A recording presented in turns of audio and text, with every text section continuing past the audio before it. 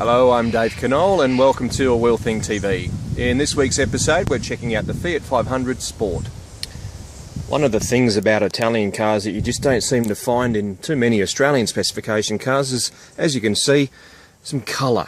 Some tasteful charcoal and the beautiful red highlights that we've got on the seats and on the door trim as well. Very simple and elegant design in the back. It's all around circles in the Fiat. As you can see, all of the headrests have got these pretty simple circular designs as they go into the dash. And again, a splash of colour on the dash with that silver chrome trim. Visually, as you can see, it's a little bit different to the Abarth. We've got 15-inch rims as opposed to 17-inch rims. High profile tyres as a result, but still that gorgeous, lovely shape that the Fiat 500 family has.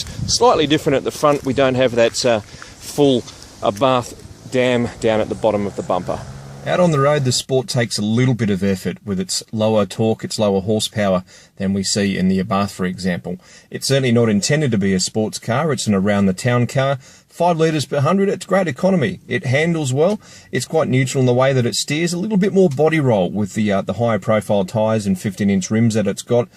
Certainly handles okay in that respect. You go around and get some of the bigger bumps that we see here in Sydney, absorbs those quite nicely, and of course being a smaller car makes it a doddle to get into car parks. Luggage wise, well, if you're only doing a little bit of a shop, you'll be fine. Otherwise you'll have to make sure you're on your own and use the back seat and the passenger seat as well. Same digital dash that we see on the Abarth. Lights up. It's all very simple to use. Radio's pretty easy to lay out. You've got the push dials rather than just buttons as we saw in the Abarth.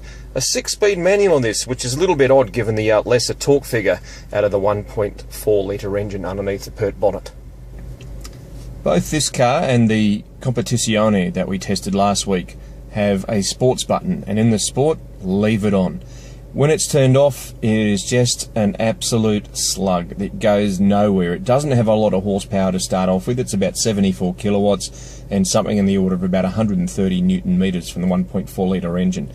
So in that respect, if you want to get the most urge out of it, given that it is a 6-speed manual as well, leave the Sport button on. The Fiat 500 range starts at around $17,000 drive away here in Australia. This particular car, the Sport, is about $20,000 drive away. I think it's great value for money if you're not in a big hurry, and it's certainly very economical with around 5 litres per 100 kilometres on a combined cycle.